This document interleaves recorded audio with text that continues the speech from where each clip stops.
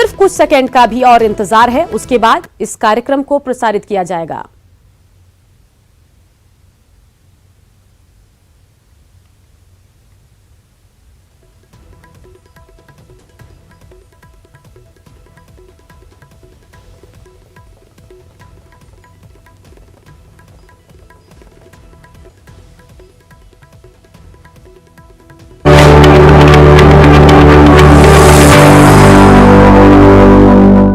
मेरे प्यारे देशवासियों, नमस्कार। कोरोना के प्रभाव से हमारी मन की बात भी अछूती नहीं रही है। जब मैंने पिछली बार आपसे मन की बात की थी, तब पैसेंजर ट्रेनें बंद थी, बसें बंद थी, हवाई सेवा बंद थी। इस बार बहुत कुछ खुल चुका है। श्रमिक स्पेशल ट्रेनें चल रही हैं, अन्य स्पेशल ट्रेनें भी शुरू हो गई हैं। तमाम सावधानियों के साथ हवाई जहाज उड़ने लगे हैं। धीरे धीरे उद्योग भी चलना शुरू हुआ है, यानी अर्थव्यवस्था का एक बड़ा हिस्सा अब चल पड़ा है, खुल गया है। ऐसे में हमें और ज्यादा सतर्क रहने की आवश्यकता है। 2 गज की दूरी का नियम हो, मुंह पर मास्क लगाने की बात हो सके तो वहां तक घर में रहना हो, ये सारी बातों का पालन, उसमें जरा भी ढिलाई नहीं बरतनी चाहिए।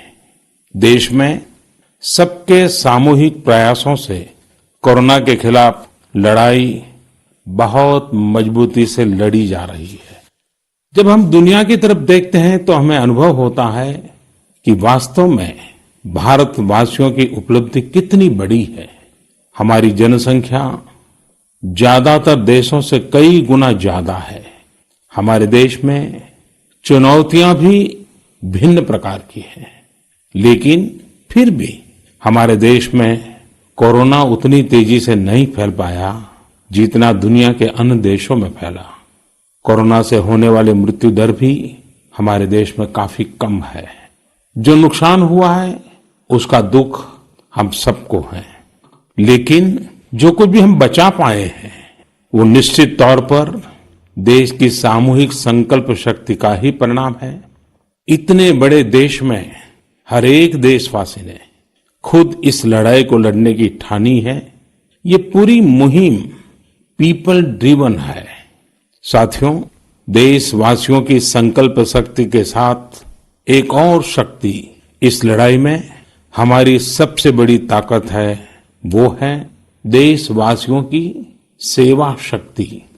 वास्तव में इस महामारी के समय हम भारतवासियों ने ये दिखा दिया है कि सेवा और त्याग का हमारा विचार केवल हमारा आदर्श नहीं है, बल्कि भारत की जीवन पद्धति है।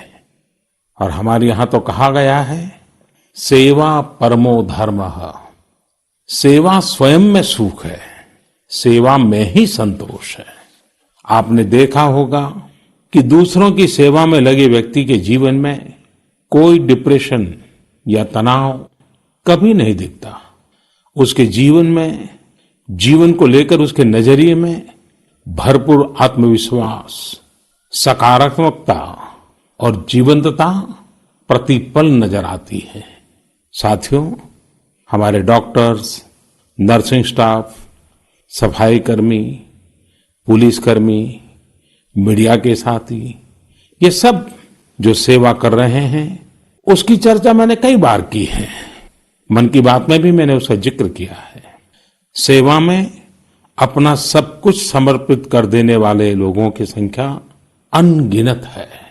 ऐसे ही एक सज्जन है तमिलनाडु के सी मोहन जी मदुरई में एक सैलून चलाते हैं। अपनी मेहनत की कमाई से इन्होंने अपनी बेटी की पढ़ाई के लिए 5 लाख रुपए बचाए थे, लेकिन इन्होंने ये पूरी राशि इस समय जरूरतमंदों, गरीबों की सेवा के लिए खर्च कर दी। इसी तरह अगरतला में ठेला चलाकर जीवन यापन करने वाले गौतम दास जी अपनी रोजमर्रा की कमाई की बचत में से हर रोज दाल चावल खरीदकर जरूरतमंदों को खाना खिला रहे हैं। पंजाब के पठानकोट से भी एक ऐसा ही उदाहरण मुझे पता चला। यहाँ दिव्यांग भाई राजू ने दूसरों की मदद से जोड़ी गई छोटी सी पूंजी से 3000 से अधिक मास्क बनवाकर लोगों में बांटे। भाई राजू ने इस मुश्किल समय में करीब 100 परिवारों के लिए खाने का राशन भी जुटाया। देश के सभी इलाकों से विमेन सेल्फ हेल्प ग्रुप के परिश्रम की भी अनगिनत कहानियां इन दिनों हमारे सामने आ रही है। गांवों में, छोटे कस्बों में हमारी बहनें, बेटियां हर दिन हजारों की संख्या में मास्क बना रही हैं। तमाम सामाजिक संस्थाएं भी इस काम में इनका सहयोग कर रही हैं। साथियों, ऐसे कितने ही उदाहरण हर दिन दिखाई और सुनाई पड़ रहे हैं। कितने ही लोग खुद भी मुझे नमो ऐप और अन्य माध्यमों के जरिए अपने प्रयासों के बारे में बता रहे हैं। कई बार समय की कमी के चलते मैं बहुत से लोगों का, बहुत से संगठनों का, बहुत सी संस्थाओं का नाम नहीं ले पाता हूं। सेवा भाव से लोगों की मदद कर रहे ऐसे सभी लोगों की मैं प्रशंसा करता हूं, उनका आदर करता हूं, उनका तहे दिल से अभिनंदन करता हूं। मेरे प्यारे देशवासियों, एक और बात जो मेरे मन को छू गई है वो है संकट की इस घड़ी में इनोवेशन।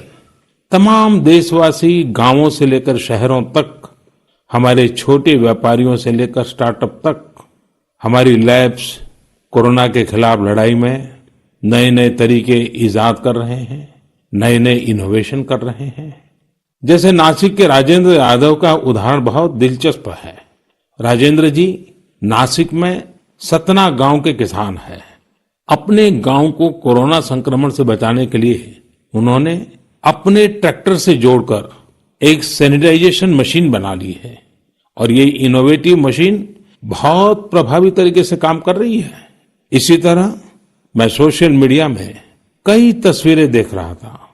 कई दुकानदारों ने 2 गज की दूरी के लिए दुकान में बड़े पाइपलाइन लगा लिए हैं, जिसमें एक छोर से वो ऊपर से सामान डालते हैं और दूसरी छोर से ग्राहक अपना सामान ले लेते हैं। इस दौरान पढ़ाई के क्षेत्र में भी कई अलग अलग इनोवेशन शिक्षकों और छात्रों ने मिलकर किए हैं।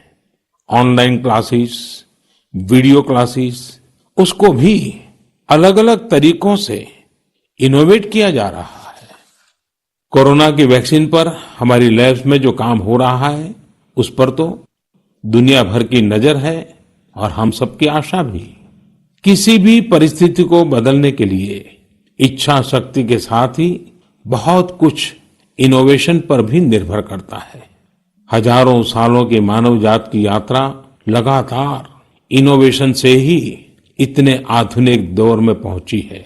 इसलिए इस महामारी पर जीत के लिए हमारी ये विशेष इनोवेशंस भी बहुत बड़ा आधार है। साथियों, कोरोना के खिलाफ लड़ाई का यह रास्ता लंबा है। एक ऐसी आपदा जिसका पूरी दुनिया के पास कोई इलाज ही नहीं है, जिसका कोई पहले का अनुभव भी नहीं है, तो ऐसे में नई नई चुनौतियां और उसके कारण परेशानियां हम अनुभव भी कर रहे हैं। ये दुनिया के हर कोरोना प्रभावित देश में हो रहा है और इसलिए भारत भी इससे अछूता नहीं है। हमारे देश में भी कोई वर्ग ऐसा नहीं है जो कठिनाई में ना हो, परेशानी में ना हो। और इस संकट की सबसे बड़ी चोट अगर किसी पर पड़ी है तो हमारे गरीब, मजदूर, श्रमिक वर्ग पर पड़ी है। उनकी तकलीफ, उनका दर्द, उनकी पीड़ा शब्दों में नहीं कही जा सकती। हम में से कौन ऐसा होगा जो उनकी और उनके परिवार की तकलीफों को अनुभव न कर रहा हो। हम सब मिलकर इस तकलीफ को, इस पीड़ा को बांटने का प्रयास कर रहे हैं। पूरा देश प्रयास कर रहा है। हमारे रेलवे के साथी दिन रात लगे हुए हैं। केंद्र हो, राज्य हो, स्थानीय स्वराज की संस्थाएं हो, हर कोई दिन रात मेहनत कर रहे हैं। जिस प्रकार रेलवे के कर्मचारी आज जुटे हुए हैं, वे भी एक प्रकार से अग्रिम पंक्ति में खड़े कोरोना वॉरियर्स ही है। लाखों श्रमिकों को ट्रेनों से और बसों से सुरक्षित ले जाना, उनके खाने पीने की चिंता करना, हर जिले में क्वारंटाइन केंद्रों की व्यवस्था करना, सभी की टेस्टिंग, चेकअप, उपचार की व्यवस्था करना, ये सब काम लगातार चल रहे हैं और बहुत बड़ी मात्रा में चल रहे हैं। लेकिन साथियों, जो दृश्य आज हम देख रहे हैं, इससे देश को अतीत में जो कुछ हुआ उसके अवलोकन और भविष्य के लिए सीखने का अवसर भी मिला है। आज हमारे श्रमिकों की पीड़ा में हम देश के पूर्वी हिस्से की पीड़ा को देख सकते हैं। जिस पूर्वी हिस्से में देश का ग्रोथ इंजन बनने की क्षमता है, जिसके श्रमिकों के बाहुबल में देश को नई ऊंचाई पर ले जाने का सामर्थ्य है, उस पूर्वी हिस्से का विकास बहुत आवश्यक है। पूर्वी भारत के विकास से ही देश का संतुलित आर्थिक विकास संभव है। देश ने जब मुझे सेवा का अवसर दिया, तभी से हमने पूर्वी भारत के विकास को प्राथमिकता दी है। मुझे संतोष है कि बीते वर्षों में इस दिशा में बहुत कुछ हुआ है और अब प्रवासी मजदूरों को देखते हुए बहुत कुछ नए कदम उठाना भी आवश्यक हो गया है और हम लगातार उस दिशा में आगे बढ़ रहे हैं। जैसे कहीं श्रमिकों की स्किल मैपिंग का काम हो रहा है, कहीं स्टार्टअप्स इस काम में जुटे हैं, कहीं माइग्रेशन कमीशन बनाने की बात हो रही है। इसके अलावा केंद्र सरकार ने अभी जो फैसले लिए हैं, उससे भी गांवों में रोजगार, स्वरोजगार, लघु उद्योगों से जुड़ी विशाल संभावनाएं खुली हैं। ये फैसले इन स्थितियों के समाधान के लिए हैं, आत्मनिर्भर भारत के लिए हैं। अगर हमारे गांव आत्मनिर्भर होते, हमारे कस्बे, हमारे जिले, हमारे राज्य आत्मनिर्भर होते, तो अनेक समस्याओं ने वो रूप नहीं लिया होता जिस रूप में वो आज हमारे सामने खड़ी है। लेकिन अंधेरे से रोशनी की ओर बढ़ना मानव स्वभाव है। तमाम चुनौतियों के बीच मुझे खुशी है कि आत्मनिर्भर भारत पर आज देश में व्यापक मंथन शुरू हुआ है। लोगों ने अब इसे अपना अभियान बनाना शुरू किया है। इस मिशन का नेतृत्व देशवासी अपने हाथ में ले रहे हैं। बहुत से लोगों ने तो ये भी बताया है कि उन्होंने जो जो सामान उनके इलाके में बनाए जाते हैं, उनकी एक पूरी लिस्ट बना ली है। ये लोग अब इन लोकल प्रोडक्ट्स को ही खरीद रहे हैं और वोकल फॉर लोकल को प्रमोट भी कर रहे हैं। मेक इन इंडिया को बढ़ावा मिले, इसके लिए सब कोई अपना अपना संकल्प जता रहा है। बिहार के हमारे एक साथी श्रीमान हिमांशु ने मुझे नमो ऐप पर लिखा है कि वो एक ऐसा दिन देखना चाहते हैं जब भारत विदेश से आने वाले आयात को कम से कम कर दे, चाहे पेट्रोल, डीजल, ईंधन का आयात हो, इलेक्ट्रॉनिक आइटम्स का आयात हो, यूरिया का आयात हो या फिर खाद्य तेल का आयात हो। मैं उनकी भावनाओं को समझता हूं। हमारे देश में कितनी ही ऐसी चीजें बाहर से आती हैं जिन पर हमारे ईमानदार टैक्स पेयर्स का पैसा खर्च होता है, जिनका विकल्प हम आसानी से भारत में तैयार कर सकते हैं। असम के सुदीप ने मुझे लिखा है कि वो महिलाओं के बनाए हुए लोकल बैम्बू प्रोडक्ट्स का व्यापार करते हैं और उन्होंने तय किया है कि आने वाले 2 वर्ष में वे अपने बैम्बू प्रोडक्ट को एक ग्लोबल ब्रांड बनाएंगे। मुझे पूरा भरोसा है आत्मनिर्भर भारत अभियान इस दशक में देश को नई ऊंचाई पर ले जाएगा।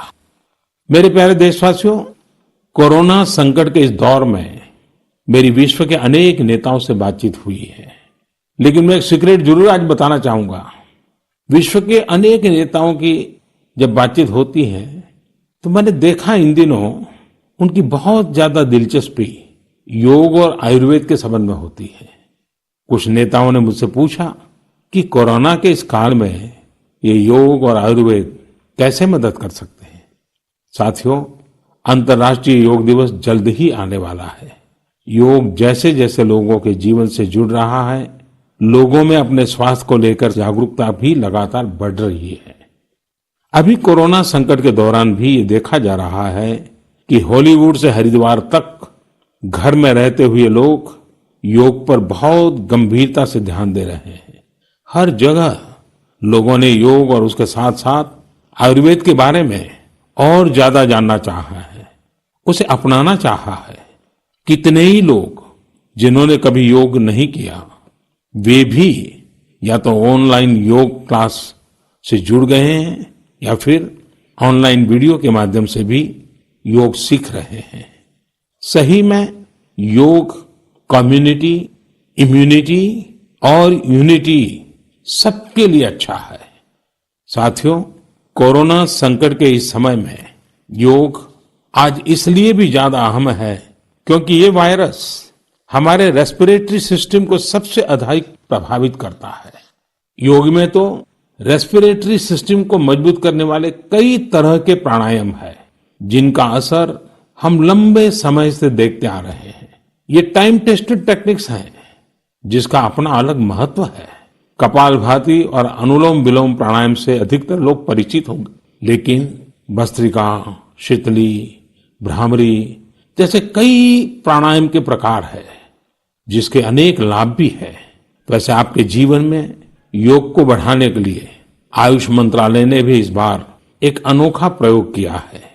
आयुष मंत्रालय ने माई लाइफ माई योग नाम से अंतर्राष्ट्रीय वीडियो ब्लॉग उसकी प्रतियोगिता शुरू की है। भारत ही नहीं, पूरी दुनिया के लोग इस प्रतियोगिता में हिस्सा ले सकते हैं। इसमें हिस्सा लेने के लिए आपको अपना 3 मिनट का एक वीडियो बना करके अपलोड करना होगा। इस वीडियो में आप जो योग या आसन करते हुए वो करते हुए दिखाना है और योग से आपके जीवन में जो बदलाव आया है उसके बारे में भी बताना है। मेरा आपसे अनुरोध है, आप सभी इस प्रतियोगिता में अवश्य भाग लें और इस नए तरीके से अंतर्राष्ट्रीय योग दिवस में आप हिस्सेदार बनिए। साथियों, हमारे देश में करोड़ों करोड़ गरीब दशकों से एक बहुत बड़ी चिंता में रहते आए हैं। अगर बीमार पड़ गए तो क्या होगा? अपना इलाज कराएं या फिर परिवार के लिए रोटी की चिंता करें? इस तकलीफ को समझते हुए इस चिंता को दूर करने के लिए ही करीब 1.5 साल पहले आयुष्मान भारत योजना शुरू की गई थी। कुछ ही दिन पहले आयुष्मान भारत के लाभार्थियों की संख्या 1 करोड़ के पार हो गई है। 1 करोड़ से ज्यादा मरीज मतलब देश के 1 करोड़ से अधिक परिवारों की सेवा हुई है। 1 करोड़ से ज्यादा मरीज का मतलब क्या होता है मालूम है?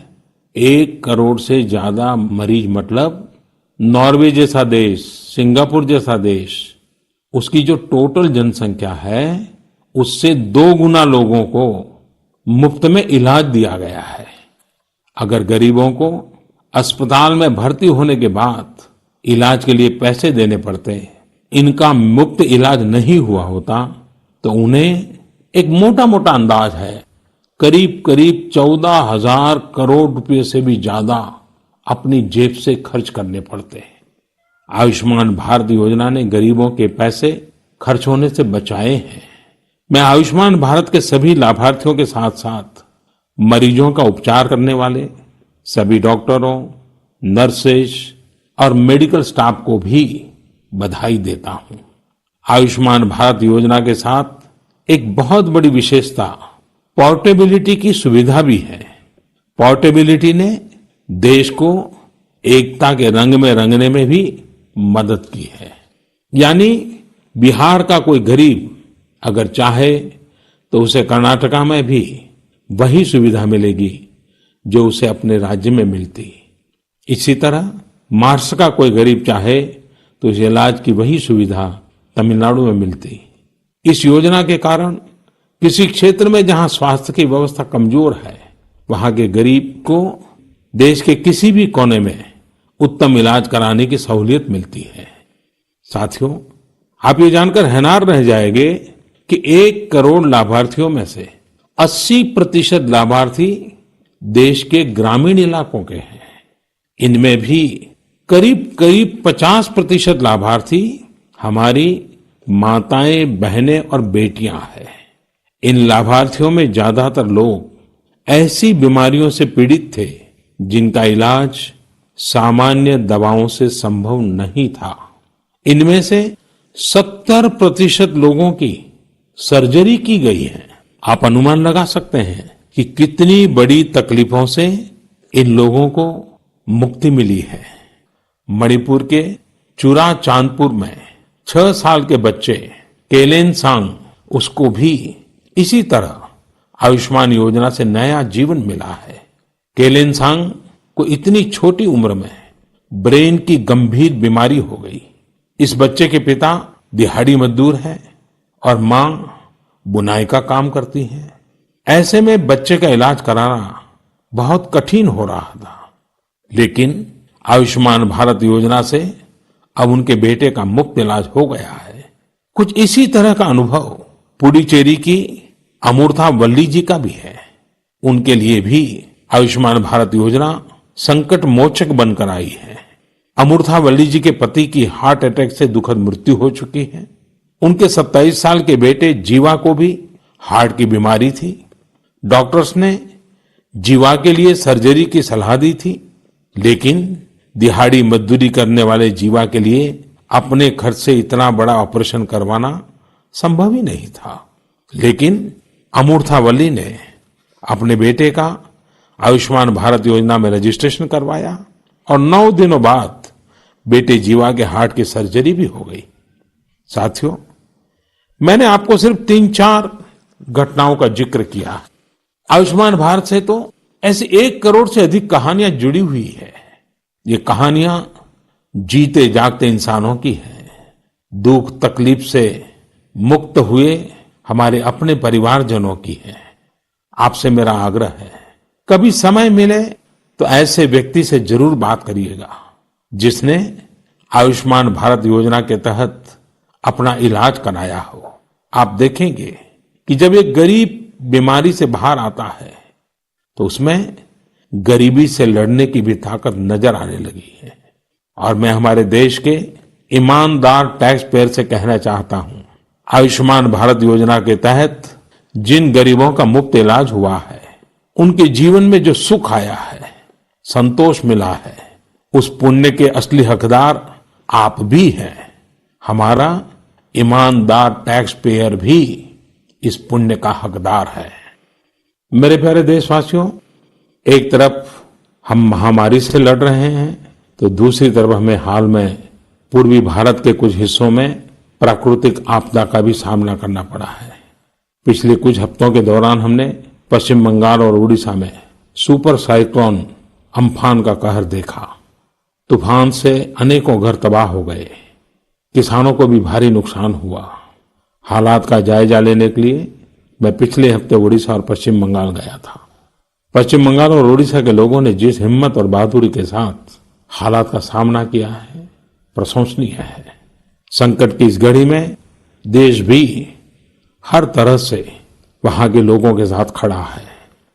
साथियों, एक तरफ जहां पूर्वी भारत तूफान से आई आपदा का सामना कर रहा है, वहीं दूसरी तरफ देश के कई हिस्से टिड्डियों या लोकस के हमले से प्रभावित हुए हैं।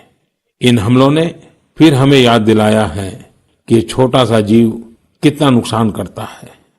टिड्डी दल का हमला कई दिनों तक चलता है। बहुत बड़े क्षेत्र पर इसका प्रभाव पड़ता है। भारत सरकार हो, राज्य सरकार हो, कृषि विभाग हो, प्रशासन भी इस संकट के नुकसान से बचने के लिए, किसानों की मदद करने के लिए आधुनिक संसाधनों का भी उपयोग कर रहा है। नए नए आविष्कार की तरफ भी ध्यान दे रहा है। और मुझे विश्वास है कि हम सब मिलकर के हमारे कृषि क्षेत्र पर ये जो संकट आया है, उससे भी लोहा लेंगे, बहुत कुछ बचा लेंगे। मेरे प्यारे देशवासियों, कुछ दिन बाद ही 5 जून को पूरी दुनिया विश्व पर्यावरण दिवस मनाएगी।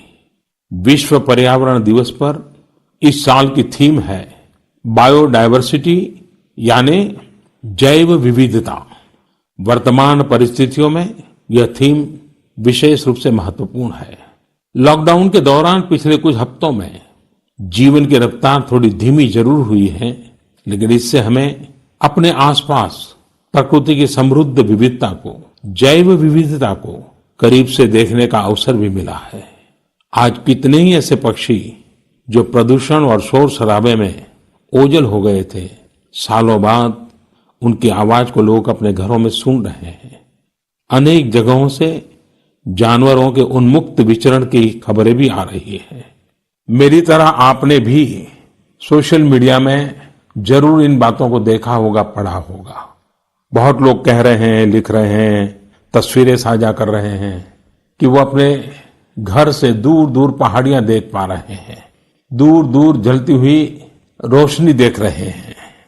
इन तस्वीरों को देखकर कई लोगों के मन में ये संकल्प उठा होगा, क्या हम उन दृश्यों को ऐसे ही बना रख सकते हैं? इन तस्वीरों ने लोगों को प्रकृति के लिए कुछ करने की प्रेरणा भी दी है। नदियां सदा स्वच्छ रहें, पशु पक्षियों को भी खुलकर जीने का हक मिले, आसमान भी साफ सुथरा हो, इसके लिए हम प्रकृति के साथ तालमेल बिठाकर जीवन जीने की प्रेरणा ले सकते हैं। मेरे प्यारे देशवासियों, हम बार बार सुनते हैं, जल है तो जीवन है, जल है तो कल है, लेकिन जल के साथ हमारी जिम्मेवारी भी है। वर्षा का पानी, बारिश का पानी, ये हमें बचाना है, एक एक बूंद को बचाना है। गांव गांव वर्षा के पानी को हम कैसे बचाएं? परंपरागत बहुत सरल उपाय हैं। उन सरल उपाय से भी हम पानी को रोक सकते हैं। 5 दिन 7 दिन भी अगर पानी रुका रहेगा तो धरती माँ के पास बुझाएगा, पानी फिर जमीन में जाएगा, वही जल जीवन की शक्ति बन जाएगा। और इसलिए इस वर्षा ऋतु में हम सबका प्रयास रहना चाहिए कि हम पानी को बचाएं, पानी को संरक्षण करें। मेरे प्यारे देशवासियों, स्वच्छ पर्यावरण सीधे हमारे जीवन, हमारे बच्चों के भविष्य का विषय है। इसलिए हमें व्यक्तिगत स्तर पर भी इसकी चिंता करनी होगी। मेरा आपसे अनुरोध है कि इस पर्यावरण दिवस पर कुछ पेड़ अवश्य लगाएं और प्रकृति की सेवा के लिए कुछ ऐसा संकल्प अवश्य लें जिससे प्रकृति के साथ आपका हर दिन का रिश्ता बना रहे। हाँ, गर्मी बढ़ रही है, इसलिए पक्षियों के लिए पानी का इंतजाम करना मत भूलिएगा। साथियों, हम सबको ये भी ध्यान रखना होगा कि इतनी कठिन तपस्या के बाद, इतनी कठिनाइयों के बाद देश ने जिस तरह हालत संभाला है, उसे बिगड़ने नहीं देना है। हमें इस लड़ाई को कमजोर नहीं होने देना है। हम लापरवाह हो जाएं, सावधानी छोड़ दें, ये कोई विकल्प नहीं है। कोरोना के खिलाफ लड़ाई अब भी उतनी ही गंभीर है। आपको, आपके परिवार को कोरोना से अभी भी उतना ही गंभीर खतरा हो सकता है। हमें हर इंसान की जिंदगी को बचाना है। इसलिए 2 गज की दूरी, चेहरे पर मास्क, हाथों को धोना, इन सब सावधानियों का वैसे ही पालन करते रहना है जैसे अभी तक करते आए हैं। मुझे पूरा विश्वास है कि आप अपने लिए, अपनों के लिए, अपने देश के लिए ये सावधानी जरूर रखेंगे।